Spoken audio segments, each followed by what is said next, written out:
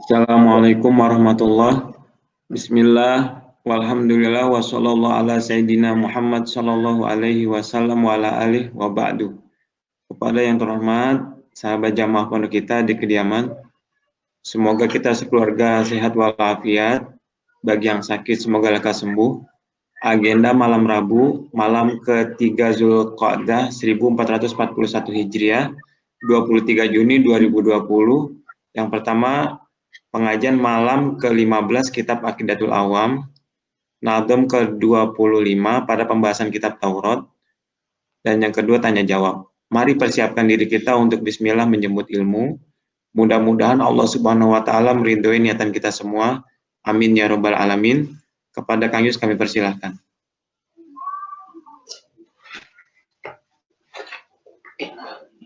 Bismillahirrahmanirrahim. Assalamualaikum warahmatullahi wabarakatuh. Alhamdulillahi rabbil alamin.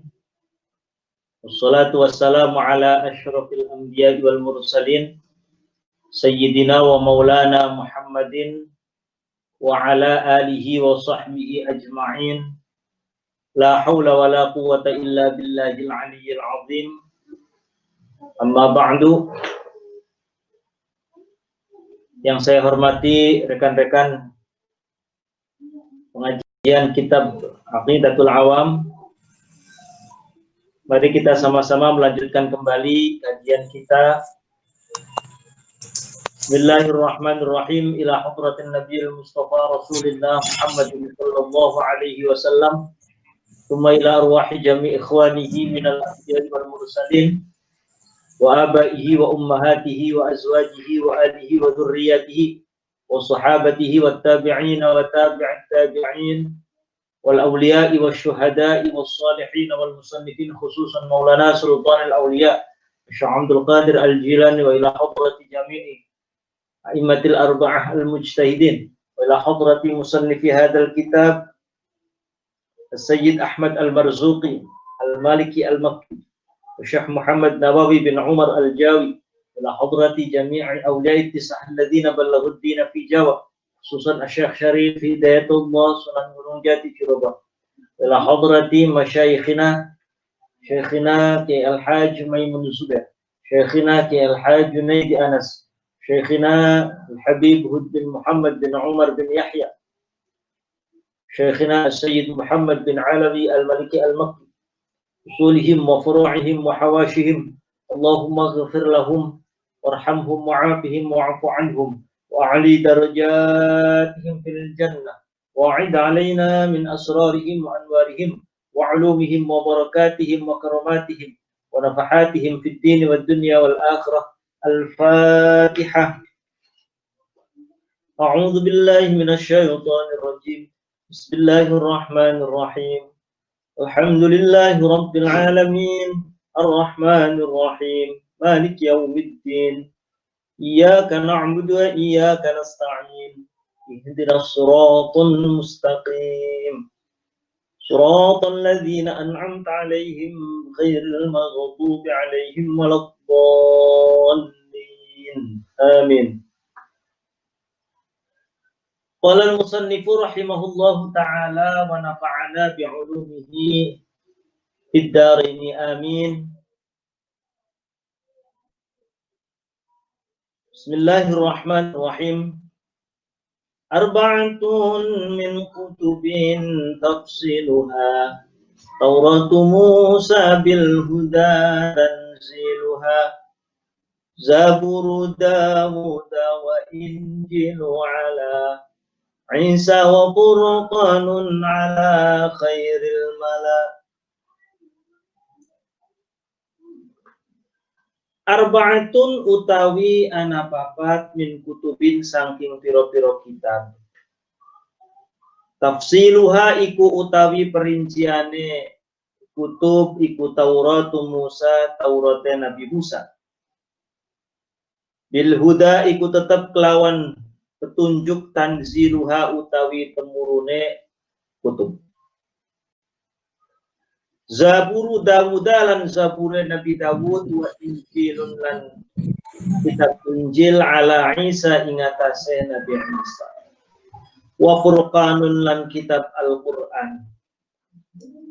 Dikatakan pula Al-Furqan, yakni al-farqu bainal haqqi wal batil, yakni sebagai pembeda antara hak dan batil, maka disebut juga dengan Al-Furqan. Ala khairil mala ingatase sebagus-baguse kaum, yakni sebagus-baguse para anbiya wal mursalin. Bahwa di pertemuan yang lalu dijelaskan ada 4 kitab yang wajib diketahui oleh setiap orang yang beriman.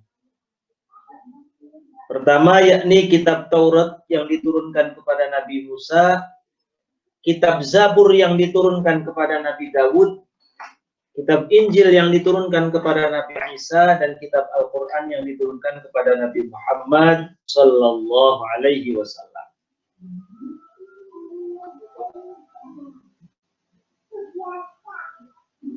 Bahwa diterangkan pula Allah Subhanahu wa Ta'ala menurunkan kitab-kitabnya secara global, secara keseluruhan, berjumlah 104 kitab. Menurut pendapat yang lain 114 kitab. Hanya 4 kitab yang nanti akan disebutkanlah yang wajib untuk kita ketahui. Selainnya tidak wajib. Yakni kitab Taurat, Zabur, Injil, dan Al-Quran. Lalu kemarin dijelaskan tentang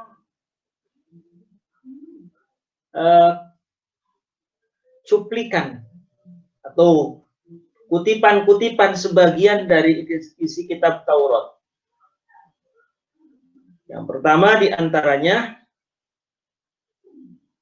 dalam kitab Taurat dijelaskan barang siapa yang membaca kitabnya Allah lalu ia tidak yakin bahwa Allah itu akan mengampuni dosa-dosa hambanya, maka sama dengan dia itu adalah orang yang mentertawakan ayat-ayat Allah.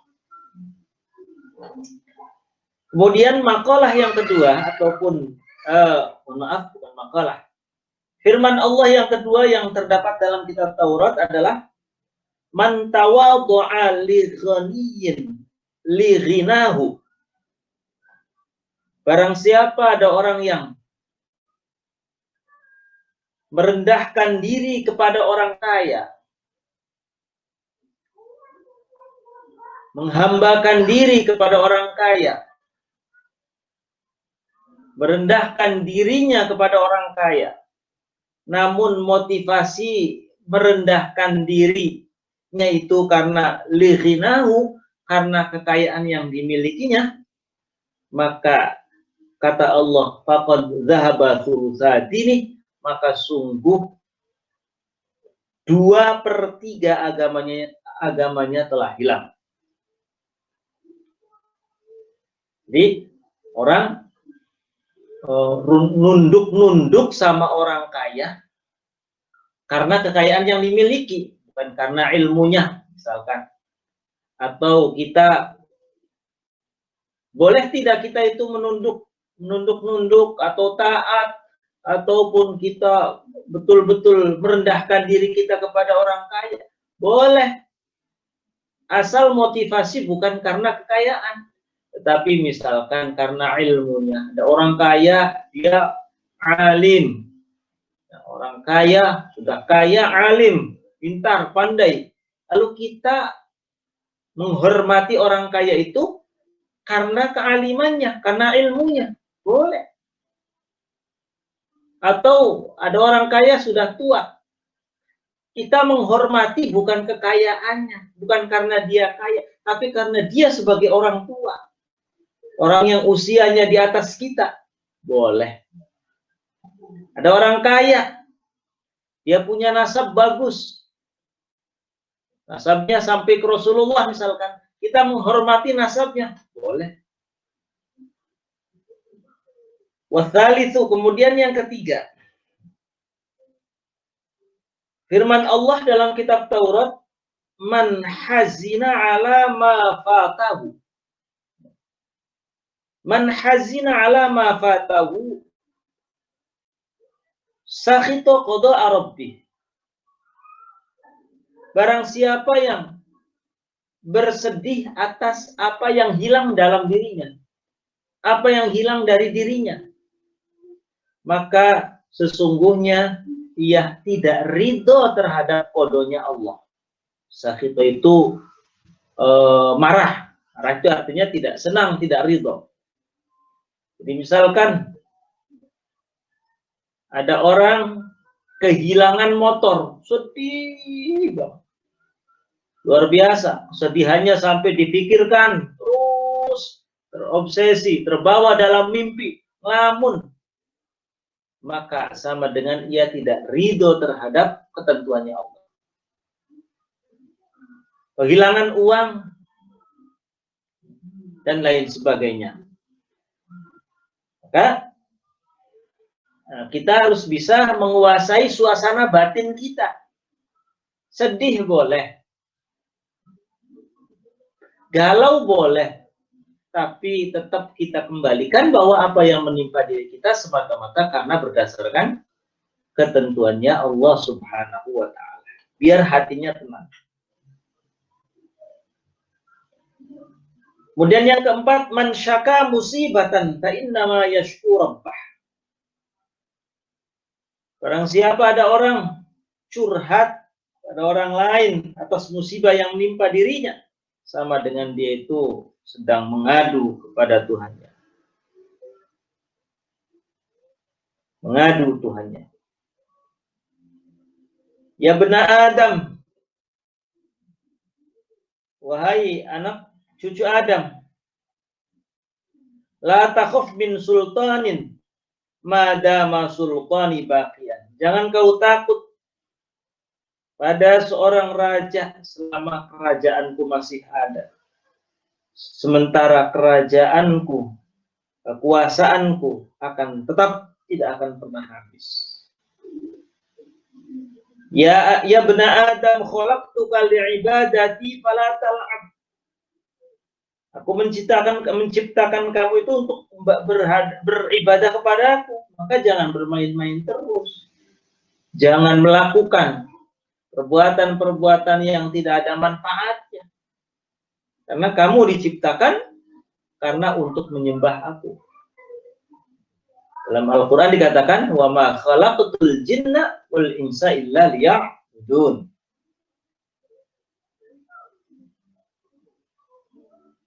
Ya ibna Adam la takhaf fawatar rizqi. La takhaf fawatir rizqi. Fautun fawat. Jangan kau takut terhadap kelangkaan rizki. Habisnya rizki. Wah, rizki Allah sudah habis ini. Habis. Madamat khazaini mamlu'atah. Selama gedung persediaanku masih penuh. Wa khazaini la tanfad.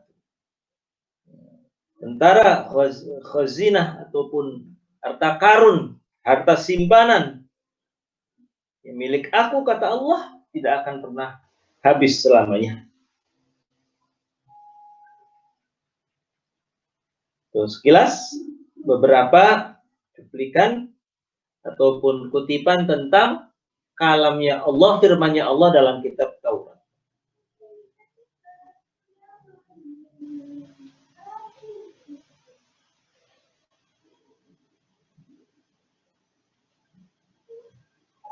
Wa anil Hasan al-Bisri, diriwayatkan dari Imam Hasan al-Bisri, anzalallahu mi'atan wa arba'ata kutubin. Allah menurunkan 104 kitab. Wa auda'a ulumaha fi arba'atin. Dan Allah menitipkan ilmu yang terkandung dalam 104 kitabnya Allah itu, Allah titipkan fi arba'atin, dititipkan atau dimasukkan ke dalam 4 kitab tersebut, ya, yakni Injil, Taurat, Zabur, Injil, dan Al-Quran. Jadi kitab Taurat, Injil, Zabur, dan Al-Quran itu mengcover semua isi kandungan kitab-kitab Allah yang berjumlah ada 104. Dan 3 kitab, Taurat, Injil, dan Zabur, semuanya tercover semua di dalam Al-Quran.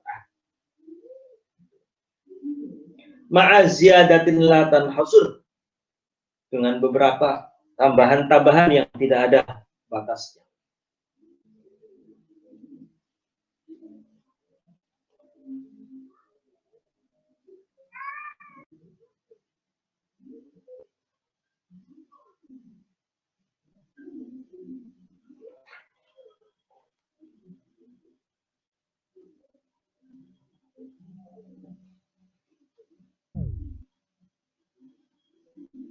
Taurat, kemudian Injil, kemudian Zabur, Injil, dan Al-Quran.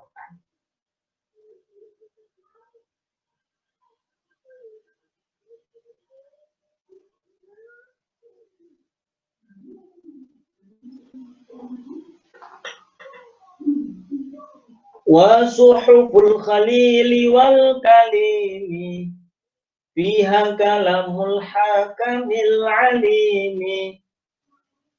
Wa suhuful khalili wal kalimi fiha kalamul hakamil alimi. Lalu pada nazaman berikutnya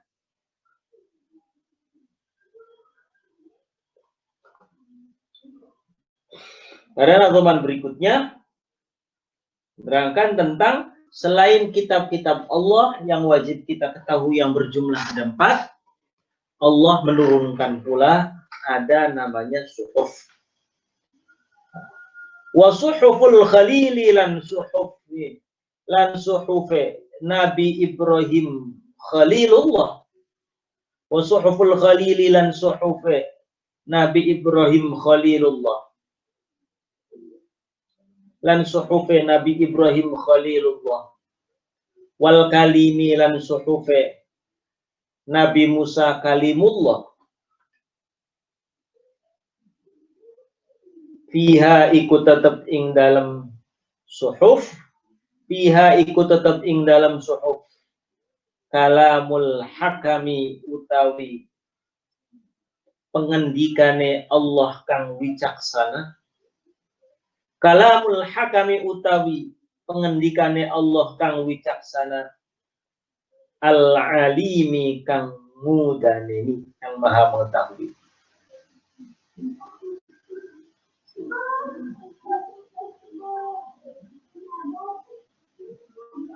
Wa suhuful khalili, termasuk yang wajib diketahui oleh setiap orang mukallaf adalah suhufnya Nabi Ibrahim Khalilullah. Nabi Ibrahim bergelar Khalilullah, kekasihnya Allah. Wal kalimi, dan Nabi Musa yang bergelar Kalimullah, orang yang pernah diajak bicara oleh Allah. Di mana? Di Turi Sina, di Gunung Sina, di mana Nabi Musa saat itu bisa berkomunikasi dengan Allah Subhanahu wa Ta'ala. Makanya Nabi Musa bergelar Kalimullah. Jadi selain kitab Taurat, Zabur, Injil, dan Al-Quran, yang wajib diketahui oleh setiap orang mukallaf adalah bahwa Allah menurunkan juga suhuf. Yang pertama suhuf Ibrahim, yang kedua adalah suhuf Musa. Suhufnya Nabi Ibrahim dan suhufnya Nabi Musa. Apa isi suhuf itu? Fiha kalamul hakamil alimi. Di dalamnya terdapat firman-firman Allah yang maha bijaksana dan maha mengetahui. Di dalamnya pula, di dalam suhuf Ibrahim dan suhuf Musa, atau kalau di surat Sabbihis, ya, suhufi Ibrahim wa Musa, itu ya, tercover dalam kitab itu, dalam surat tersebut, ya, suhufi Ibrahim wa Musa, yakni suhufnya Nabi Ibrahim dan Nabi Musa, bahwa di dalamnya berupa firman-firman Allah. Nabi Musa sebelum menerima kitab Taurat, Nabi Musa menerima dulu suhuf. Apa suhuf? Berupa lembaran-lembaran. Jadi tidak seperti kitab yang terbukukan, tetapi kalau suhuf berupa lembaran-lembaran. Berapa jumlah lembarannya? Lembarannya suhufnya Ibrahim dan suhufnya Nabi Musa. Wala yajibu ma'rifatu adadi suhufihima. Tafsilan, bahwa tidaklah wajib untuk mengetahui berapa jumlahnya suhufnya Nabi Ibrahim, lembaran-lembaran kalam Allah itu berapa jumlahnya, atau lembaran-lembaran kalamnya Allah di dalam kitab suhuf Musa itu berapa. Tidak wajib untuk diketahui. Hanya pokoknya Allah menurunkan suhuf kepada Nabi Ibrahim, Allah menurunkan pula suhuf kepada Nabi Musa.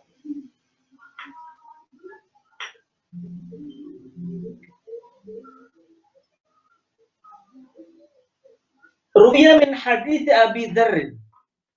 Ada satu riwayat dari hadisnya sahabat Abu Dzar. Abu Dzar saat itu bertanya, "Qultu ya Rasulullah, fama kanat suhufu Ibrahim?" Duhai Rasul, apa saja sih isinya suhufnya Nabi Ibrahim itu? Jadi Nabi Ibrahim dapat suhuf, namanya suhuf Ibrahim.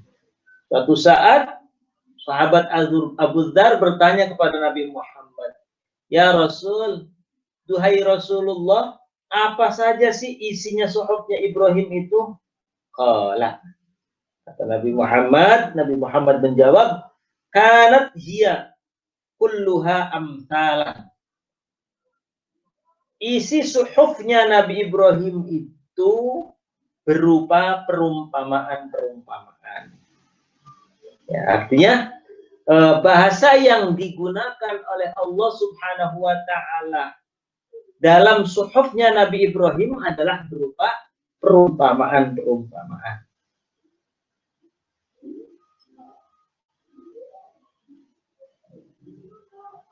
Contoh ini.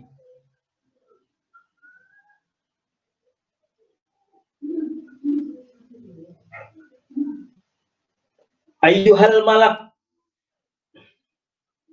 atau ayyuhal malikul musallab al-mubtala al-maghrur. Umpama, wahai raja, wahai sang raja yang telah diberikan amanat untuk menguasai, al-mubtala yang sejatinya dia itu diberikan cobaan, al-maghrur yang sebenarnya dia itu tertipu. Jadi perumpamaan. Kata Allah dalam suhufnya Nabi Ibrahim itu, raja itu ibaratnya ibarat orang yang mendapatkan cobaan, orang yang tertipu. Sebab apa? Inni lam ab'athka litajma'ad dunya ba'daha ala ba'din. Wahai sang raja, aku tuh mengutus kamu itu bukan untuk menumpuk harta kekayaan. Litajma'ad dunya ba'daha ala ba'din, bukan untuk menumpuk kekayaan. Walakin ba'atsuka litarudda anni da'watal mazlumi. Akan tetapi aku mengutus kamu menjadi seorang raja semata-mata supaya kamu bisa menolak ajakannya orang yang terzalimi.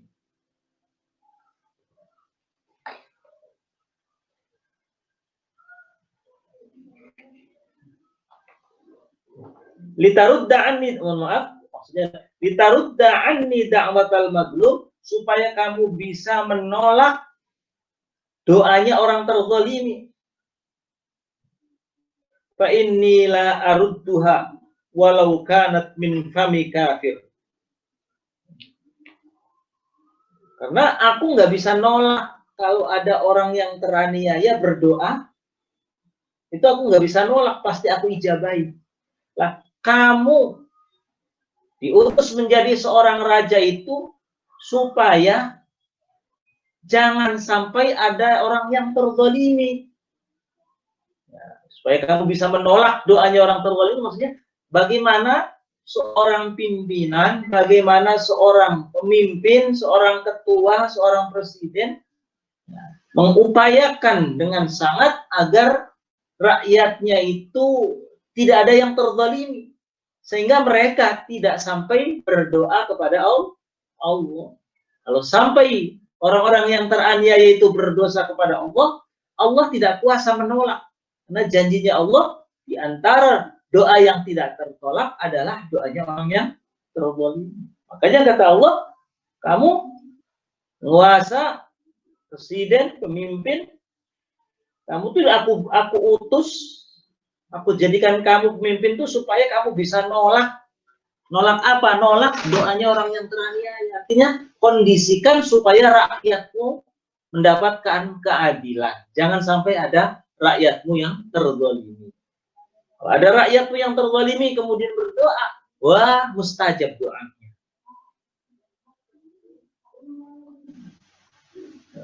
Fa inni la arudduha walau kanat min fami kafir.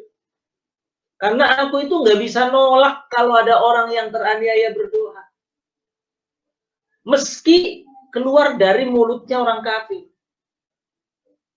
Ada orang kafir teraniaya, dia terzalimi atas kebijakan seorang pemimpin. Kemudian dia berdoa, kabul sama Allah, diijabah sama Allah. Itu di antara isi kitab diisi suhufnya Nabi Ibrahim. Ada lagi wa minha wa 'alal 'aqil. Ini yang seringkali dikutip oleh Syekhina wa murabbi ruhina Mbah Maimun Zubair ini. Mbah Maimun seringkali mengutip pernyataan Allah dalam kitab, dalam suhufnya Nabi Ibrahim. Ini di antara dawuhnya beliau.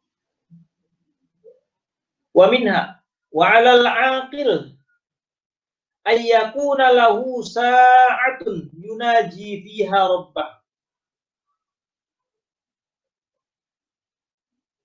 Orang cerdas, bagi orang cerdas hendaknya dia punya waktu khusus untuk bermunajat kepada Allah. Sa'atun yunaji fiha rabbahu azza wa jalla.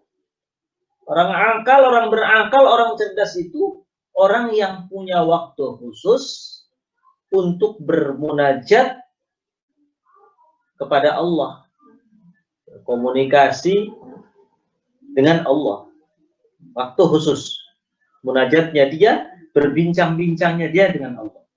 Itu orang cerdas. Yang kedua, orang yang cerdas juga adalah wasa'atun yuhasibu fiha nafsah. Orang cerdas juga hendaknya dia punya waktu khusus. Menyisakan waktu khusus, meluangkan waktu khusus, dia memuhasabah dirinya sendiri. Introspeksi diri. Malam hari misalkan, dia bangun malam, waktu khusus dia untuk bermunajat kepada Allah. Setelah selesai, akhirnya kemudian dia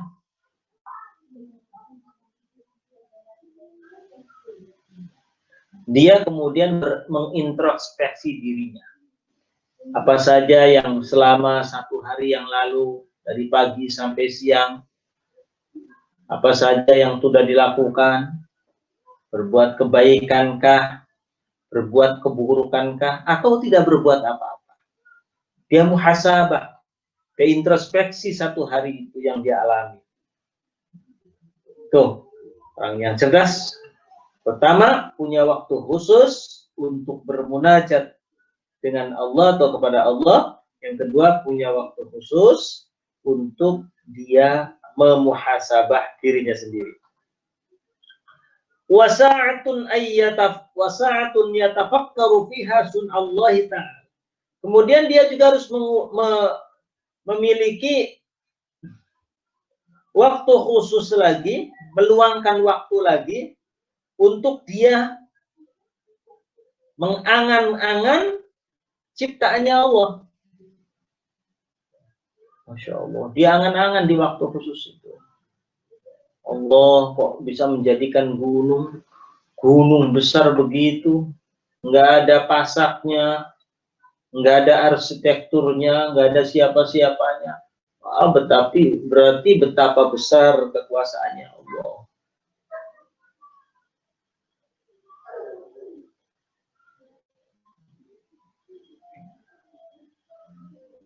Wasa'atun yakhlu.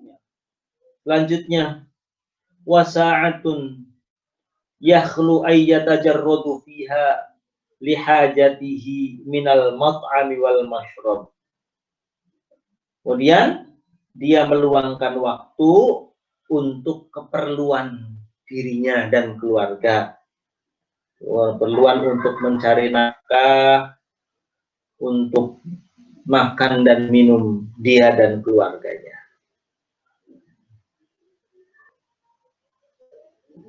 Wa 'alal 'aqil. Ini tiga hal tadi ya.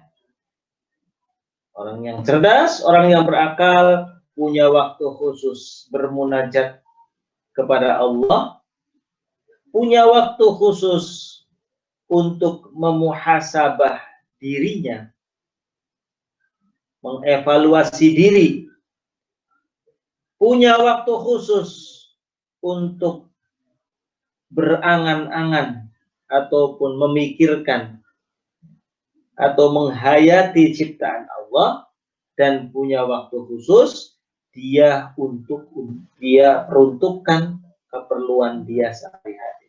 Jadi tetap tidak melupakan kehidupannya dia di dunia, kewajibannya dia sebagai seorang suami atau sebagai seorang ayah. Jadi ini lebih pada bagaimana manage waktu yang baik. Ada balancing, keseimbangan antara kehidupannya dia di dunia dan bekalnya dia untuk menuju akhirat. Kemudian diantaranya pula isi dari suhufnya Nabi Ibrahim adalah wa 'alal 'aqil alla yakuna tami'an illa fi talatin. Orang cerdas pula hendaknya jangan sekali-kali punya angan-angan, jangan sekali-kali punya harapan kosong, kecuali dalam tiga hal punya angan-angan itu.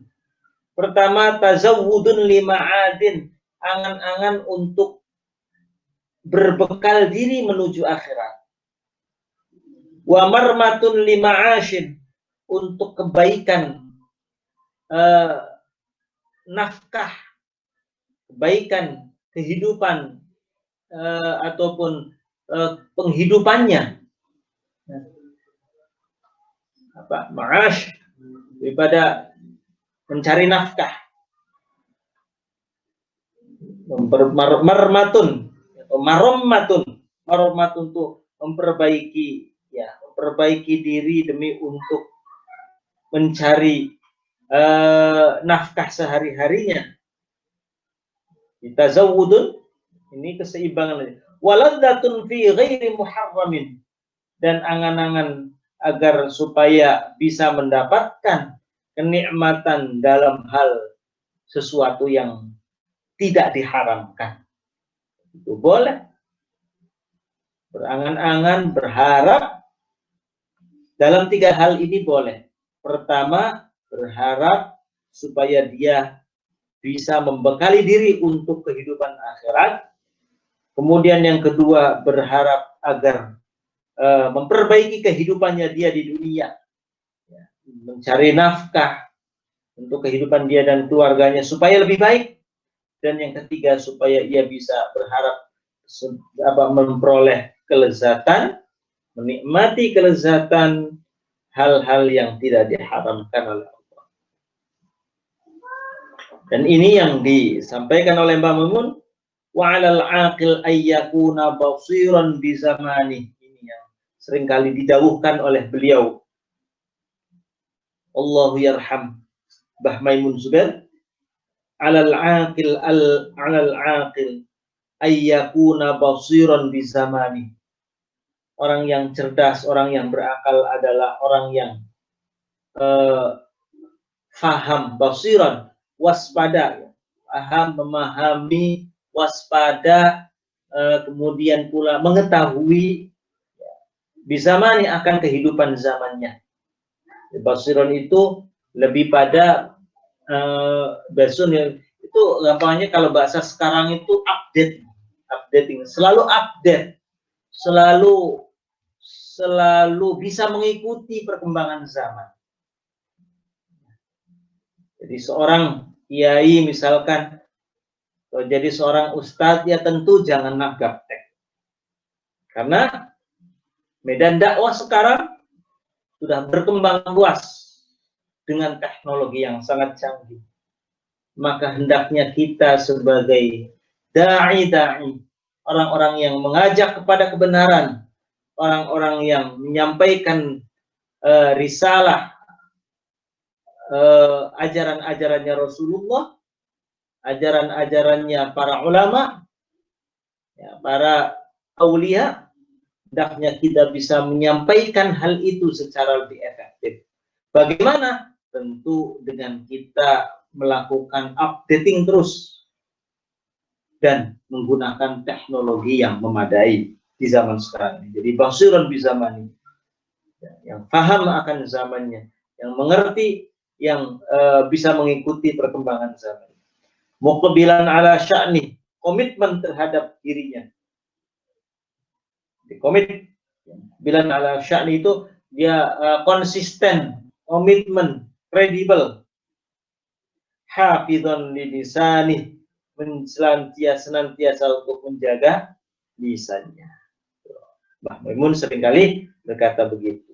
Alal aqil ayyakuna basiran bi zamani, muqbilan ala sya'ni, hafidhan li lisani. Waspada, mengetahui kondisi zamannya, komitmen terhadap pribadinya, terhadap tingkah lakunya, dan senantiasa menjaga lisannya. Wa man adda kalamahu min amalih qalla kalamu. Kemudian di antara isinya suhufnya Ibrahim adalah ini, wa man adda kalamah min amalih qalla kalamu illa fima yahmi. Barang siapa yang senantiasa menghitung-hitung omongannya, ya habis ngomong apa lagi ya, menyakiti orang lain apa tidak, ataupun sampai membuat tersinggung orang lain atau tidak, berapa hitungannya, dia hitung-hitung antara omongannya. Nah, jangan-jangan saya itu lebih banyak ngomong, lebih banyak komentar, lebih banyak mengkritik, lebih banyak untuk mencaci maki timbang dia beramal. Khalla kalamuh illa fima ya'ni, maka otomatis kalau dia mau menghitung-hitung pembicaraan omongan yang keluar dari mulutnya, maka otomatis dia bisa menjaga diri dan mencoba untuk meminimalisir omongan-omongannya, kecuali terhadap hal-hal yang bermanfaat.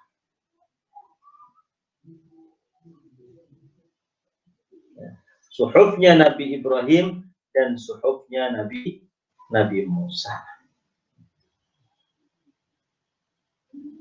Nah, kalau suhufnya Nabi Musa siapa? Kemudian Abu Dzar bertanya lagi, "Qultu ya Rasulullah, kama kanat suhuf Musa?" Kalau suhufnya Nabi Musa itu isinya apa saja? Duhai Rasul, qala kanat kulluha ibaran. Rasulullah, baginda Rasul, bahwa isi daripada suhufnya Nabi Musa adalah berupa ibarat, berupa suri tauladan, mau'idhah, tepat telada. Mau'idhah, pitutur. Isinya suhufnya Nabi Musa itu pitutur, bisa juga kadang berupa perumpamaan, kadang juga berupa suri tauladan. Isinya suhuf Nabi Musa. Contoh, ajibtu liman ayqana bin nar kaifa yafrah. Saya tuh heran banget ada orang, kata Allah di kitab di suhufnya Nabi Musa, saya tuh heran, ajibtu liman ayqana bin nar. Saya tuh heran banget sama orang yang yakin bahwa kelak akan ada neraka. Tapi bagaimana mungkin dia masih bisa berbahagia? Ajibtu liman ayqana bin nar kaifa yafrah. Saya juga heran. Dia yakin, ada orang yakin benar bahwa kelak di akhirat nanti akan berada di neraka. Ada orang-orang yang nanti akan dimasukkan ke dalam neraka. Dan dia ada orang-orang yang yakin seperti itu, tapi dia masih bisa tertawa. Heran. Ajibtu liman yarad dunya wa taqallubaha bi ahliha kaifa yatma'innu ilaiha. Saya juga heran.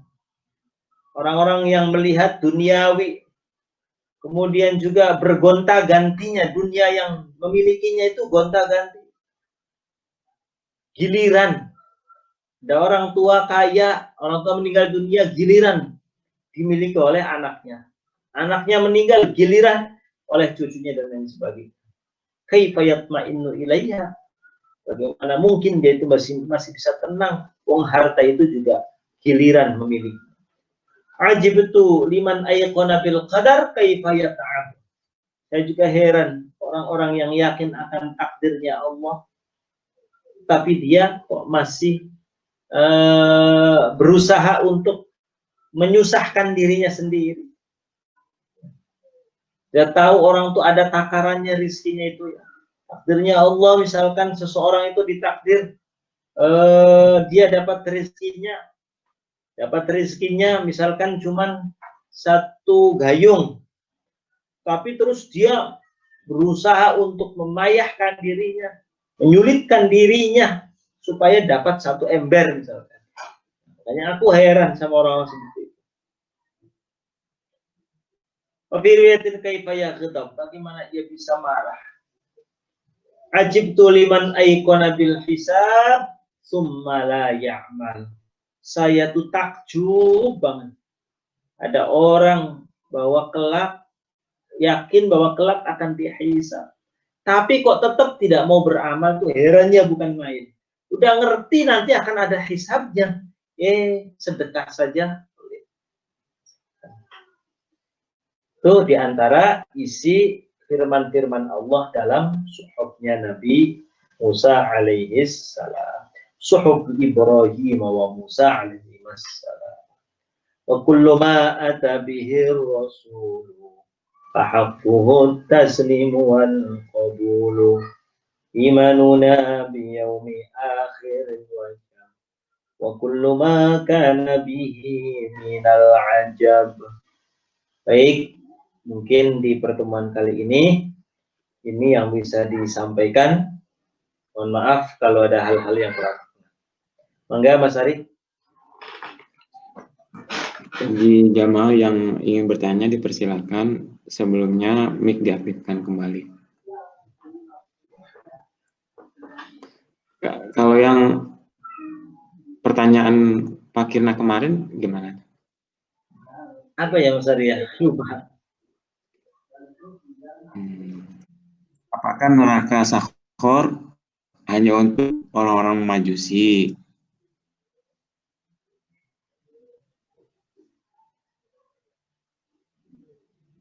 Bagaimana dengan apa tuh yang masalah kokum fil akhor apa ya?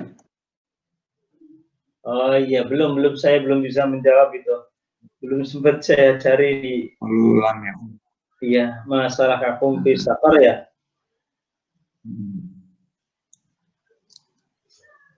Oh ya udah. Ya, belum saya cari. Yang ingin bertanya dipersilakan, mungkin Om Roni apa? Udah, mungkin ditutup dulu. Baik. Nanti dilanjutkan besok. Terima kasih rekan-rekan sekalian. Mudah-mudahan kita senantiasa bisa istiqomah. Ya tentu pengajian kita ini adalah sesuatu yang sangat bermanfaat, sangat katakanlah menambah wawasan kita, terutama saya pribadi dengan mengaji kitab Aqidatul Awam ini. Akhirnya saya termotivasi untuk belajar kembali dan menambah wawasan, terutama di syarahnya yakni kitab Bulughul Maram, dan banyak sekali pengetahuan yang saya baru ketahui. Jadi tentunya ini menjadikan motivasi bagi saya pribadi dan mudah-mudahan menjadi motivasi pula bagi para rekan-rekan sekalian untuk senantiasa mengikuti pengajian ini. Mudah-mudahan bermanfaat. Wallahul muwaffiq ila aqwamit thariq. Wassalamualaikum warahmatullahi wabarakatuh.